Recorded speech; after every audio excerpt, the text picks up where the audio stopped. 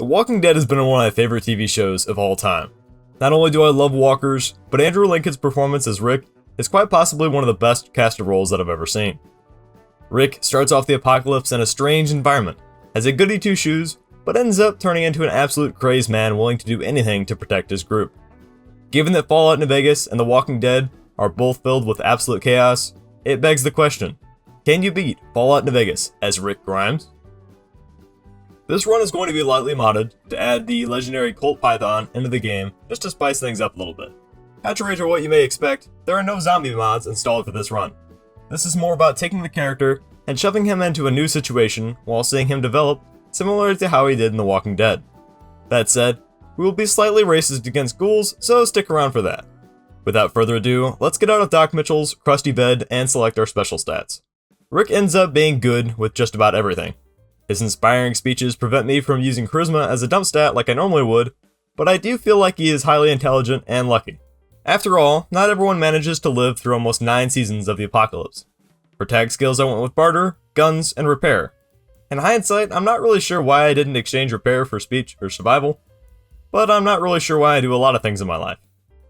Good-natured and skilled are great for this run, as it has a lot of skills to make the early game a lot smoother. Because Rick wakes up in the hospital with almost nothing, I strip off all my gear and shove it into the sarsaparilla crate that has become the feature of this channel. That said, I do want to try to look the part as well, so I will be using a mod to not only add the Colt Python, but some shiny new digs for the deputy himself.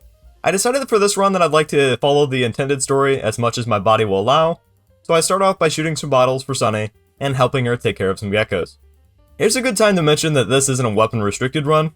Rick uses several weapons ranging from assault rifles to a machete, so I'll stay pretty flexible on what I'll be killing things with. After saving a good spring settler, I make my way to the cemetery to beat up some boat flies and grab some rock flour before heading to Chet's to buy a few rounds with the items that I had collected from hunting geckos. With how crappy my accuracy is and my utter hatred for VATS, it doesn't take me very long to blow through most of the ammo when dealing with the local green Jolly Ranchers at the schoolhouse. Returning to Sunny with the good stuff, I'm able to make one of the worst healing items in the game, healing powder. Something that I usually cut out of most of my videos is actually utilizing the reloading station to create ammo. A lot of people are scared away from it due to its slightly confusing UI, but simply breaking down a similar ammo type allows you to craft new ammo with leftover cases. Our Lord and Savior Easy Pete was being overrun by spiky balls, so I made sure to deal with them in the most non-violent way possible before talking with Trudy about a strange man in the gas station. Ringo, as it turns out, wasn't too bad of a guy, but I stole everything from him anyway, allowing me to level up to put points in explosives, guns, and improving luck through intense training. Taking one more look at Easy Pete's chaotic balls, I step inside and start the whole process of talking with the locals to form a militia. With Rick's charisma and some uniquely placed skill points, it was easy to convince Sunny, Trudy, Easy Pete, Chet, and Doc Mitchell to support Ringo and I in the battle ahead. After creating something that isn't a democracy, I talk with Ringo to start off the Battle of Hoover Dam. Could you imagine? The first time around I utilized both the Colt and some dynamite, but for whatever reason, at the end of this kerfluffle, the people of Good Springs started attacking me. Reloading a save and using a lot more dynamite a lot sooner, I was able to finally wish Ringo good luck and grab the deck of cards from him. One of the things I really like about The Walking Dead is the moments that still contain the character's humanity. It's a common theme in apocalyptic shows that the characters are always heartless and having to deal with issues. But at certain points of the show, it's absolutely amazing to see the characters laugh and play a game of cards. Now reaching the town of Primm, I find the faction that I'm going to side with for this run. Rick is obviously portrayed as more of a leader, so as I go through the quest for the NCR, I like to roleplay and presume that Rick is making these suggestions, and eventually becomes a high-ranking member of the Republic's army through his leadership abilities. While in Primm, I did grab the cowboy repeater in the sheriff's shack, but I never really ended up using it due to ammo shortages. As I went through the Bison Steve Hotel and further increased my guns, it didn't take me long to really fall in love with this gun. It was able to do both what I needed it to do, but also look really good while doing it. Several times in the show, the gun is displayed in various situations that don't involve a gunfight, as a way of building an emotional story behind the gun itself, which is a really nice touch. I know that I've said almost nothing but good things about The Walking Dead, but just know that I don't think it's absolutely perfect. The series kind of trailed off for me after Lincoln left the show to spend more time with his family, but I'm glad that they were able to come to a solid conclusion that polished off a lot of character arcs. One of the things about this run that I find disappointing in hindsight is that I never ended up taking over the prison. I suppose I never really felt the need, as the game practically shoves player homes down your face throughout your whole journey, and I really didn't find it high on my list of priorities. Making my way out of Primm after murdering a bunch of hooligans, I take down a few more at the police station. I really don't know why, but this is one of my favorite places to visit. The bottom left corner of the map is one of my favorites, with a casual introduction to both the NCR and the Legion, while slowly letting the player grow in both levels and weaponry. You could argue that the whole game is like this, and I would agree, but opinions are like butt plugs. Everyone's got one. After upgrading our weapon and clearing out the station, I start making my way to the Mojave outpost. It doesn't take me long before making some extra change from Lacey through a hostile game of Caravan, and finding some work to do around the area. This time around, things went a little bit crazier than normal, as I was forced to jump off the edge into the Valley of Ants as red scorpions gathered at my tail. The powerful Colt Python made quick work of the situation, however, and I was able to blast through all the ants despite losing my high ground. I do loot a little bit around the area, netting me a few extra healing supplies, before getting back to Ranger Jackson and getting not only the service rifle, but a level up as well. This improves my melee weapons and repair, and I also grabbed the comprehension perk. Look forward to the Red Machete Rick a little later in the video. I spent a lot of time this run immersing myself in the game. While I was reading through the dialogue really fast, I paid attention to the development and the story, and made sure to do things that only Rick would really know. This allows me to predict how the character would actually respond in these situations, but I'll be honest and say that I don't manage to do this for everything in the game, as there are a few things that I've picked up after years of playing that aren't going anywhere. After stumbling my way upon Nipton and seeing what the Legion had done to its inhabitants, I knew I was going to need to put an end to them. I followed them into the Mojave and waited until the terrain slowed one of them down before placing some Miralex into one of their pockets and watching them shoot hellfire down in the dust and dirt. I proceeded to do this with the rest of the group because tackling them without an army wasn't really going to be an option. After dealing with them all, I realized that their leader snuck away, the Pez dispenser. Upon leaving the Wolfhorn Ranch, after resting and grabbing Chopper for some extra caps, I did something that most New Vegas player would consider heresy, not killing Malcolm Holmes. I know, you're more disappointed in me than my mom after I ate my goldfish in 6th grade, but I'll say the same thing I told her. Sometimes what you do isn't tasteful to others. Fun fact, if you didn't know, you can actually trade with Malcolm if you talk with him again, allowing you access to some early game 308 rounds. In this case, we just grabbed some steady, but at least you can't say that I never taught you anything. I do, haha, some more trading with emergents that are scripted to spawn on the overpass before realizing that they are just going to walk straight into an ambush. Using my abilities as a leader and not just relying on dumb luck, I command the merchants to head straight while I go for the flank. The plan goes relatively well until more red shows up, making a little bit of a mess. Walking a little bit further along the road, I stop when I see a suspicious looking billboard. Yes, I've played the game at least 24 times, so let me have my moment. After dealing with the raiders with a few sticks of dynamite and killing Snuffle's daughter-in-law with a Colt, I finally set my horizons on the dinosaur from Toy Story. Doing the behind the scenes thing of buying some supplies and making some ammo, I stumble across a large man with a shaved head. He tells me of a story of his wife who went missing from the town of Novak. Spending roughly a half a minute on murdering Jenny May, I get a companion, a brother. Talking to my brother's ex-brother, Manny, he tells me that he has information on the guy who shot me. At first, I contemplated killing him for the information on his body, or just stealing the holotape like a chaotic neutral, but I feel like Rick wouldn't have gotten to that point even after murdering several people. Manny may have been a raider, but he is one of the town's only defenses. As I'm sure you noticed by the footage in the background, I took Manny's job and cleared out Repcon of ghouls. While the standard way of doing this quest by helping Jason and his minions is fun the first 5 or so times, I decided that for this run, Rick would just kill the ghouls on sight.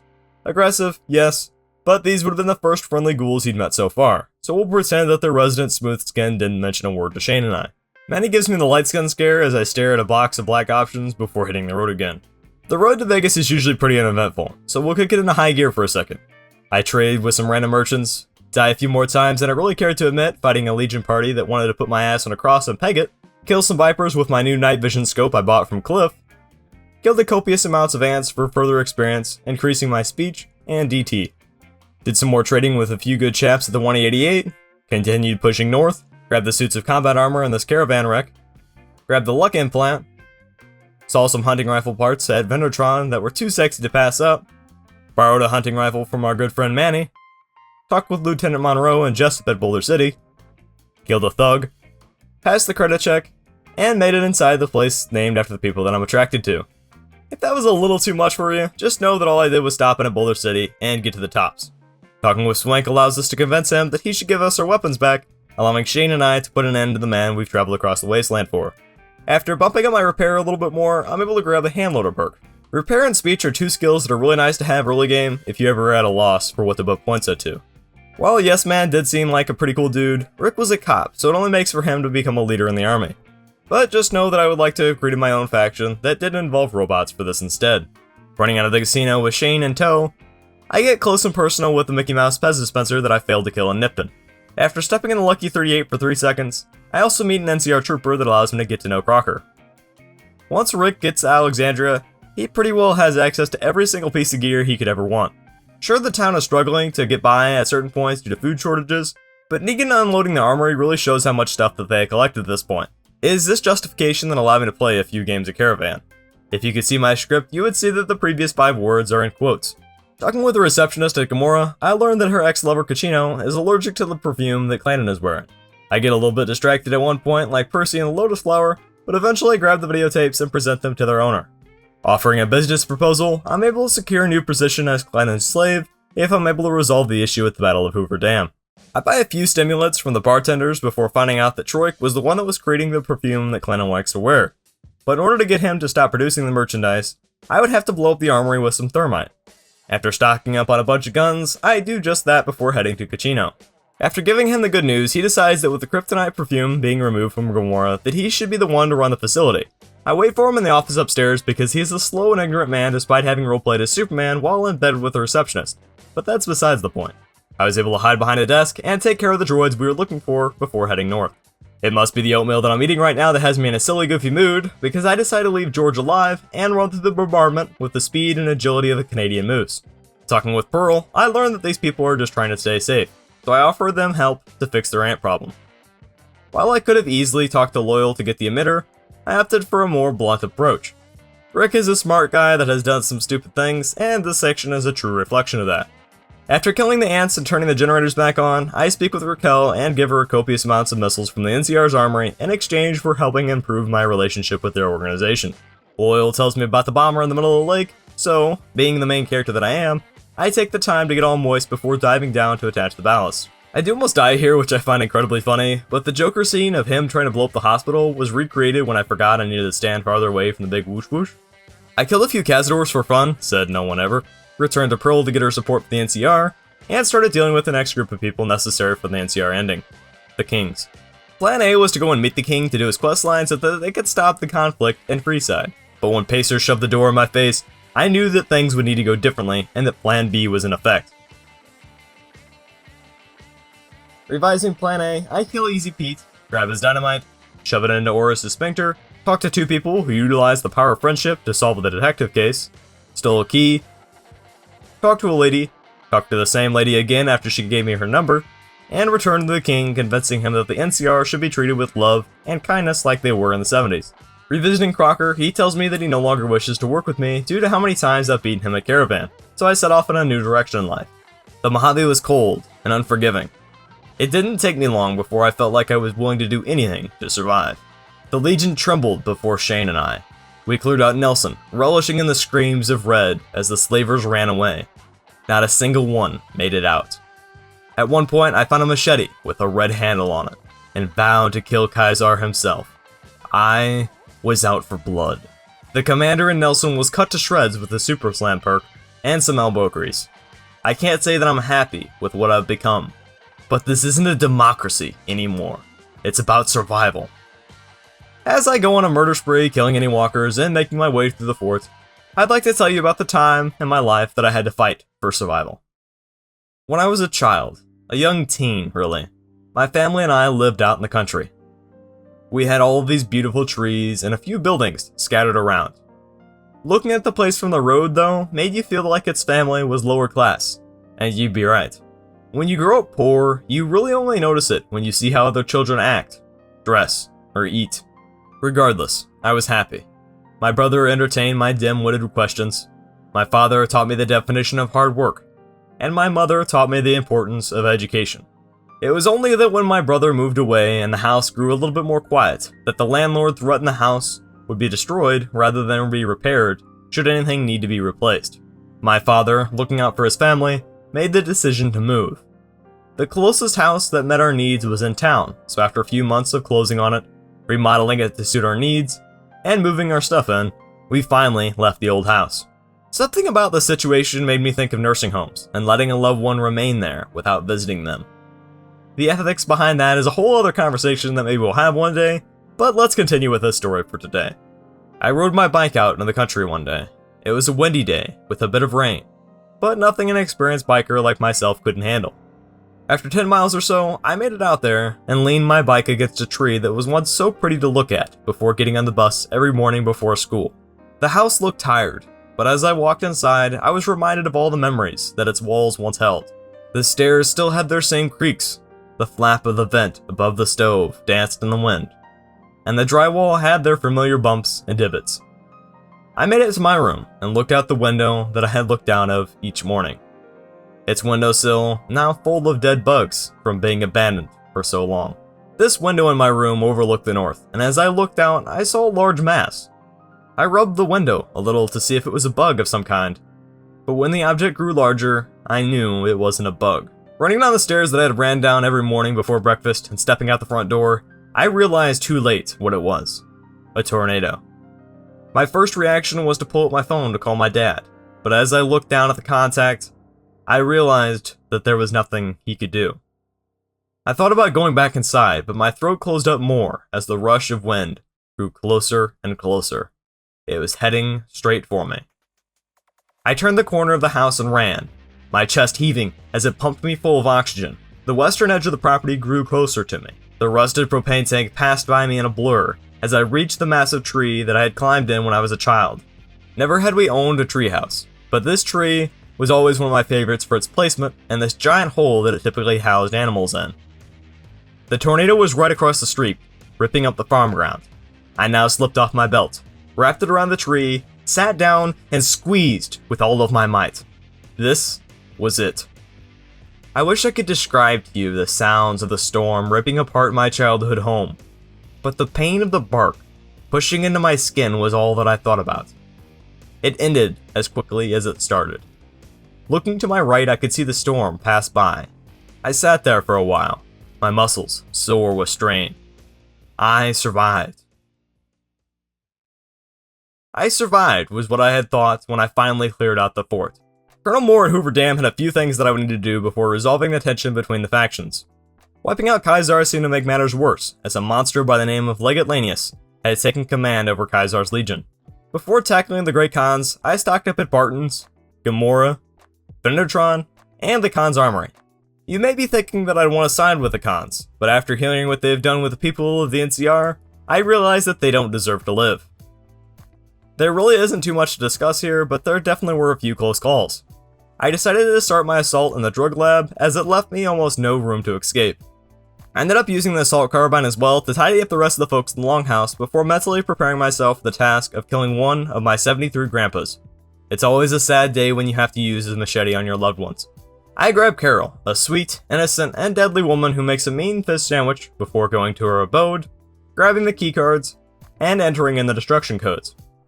Me being the clever femboy that I am, I left Veronica on the base so that she could spend her last few moments of life murdering her family. Paradise really is something, isn't it? I take a quick water break, grab Shane, grab the failsafe detonator, kill the sniper with a machete, and watch as the president flies away to live yet another day. I can't make an ex-girlfriend joke here because apparently they're unoriginal, but just know that Moore is rather pretty, and that Shane really doesn't have a whole lot going on inside of his head. Considering that I wasn't really ready for the Battle of Hoover Dam, I think it went relatively smoothly. The Legion flooded into the dam. These are the types of jokes you get if I can't have my sexual humor, and I was able to climb to the surface where I unfortunately lost Shane. He was a good friend, but we need to stay safe and keep surviving in hopes of finding coral. I bossed a bunch of people around through a motivational speech, and I actually did relatively well clearing out the camp itself with the assault carbine. Some people may dislike this video because of how I chose to end it, but just know that I feel that Lanius has the most similarities to Negan, so saving him was the option that I chose. After completing the Battle of Hoover Dam, I proved that yes, you can beat Fallout in Vegas as Rick Grimes. This really wasn't much of a challenge outside of not having very much armor, but it was super fun, and I recommend that you give it a shot. If you've enjoyed this video, you should check out my recent project here. And then I check out Subnautica, and you get to hear all sorts of wild stories. It was a lot of fun to make, so go check it out. Please leave a like on this video if it brought you a smile, and have a good one.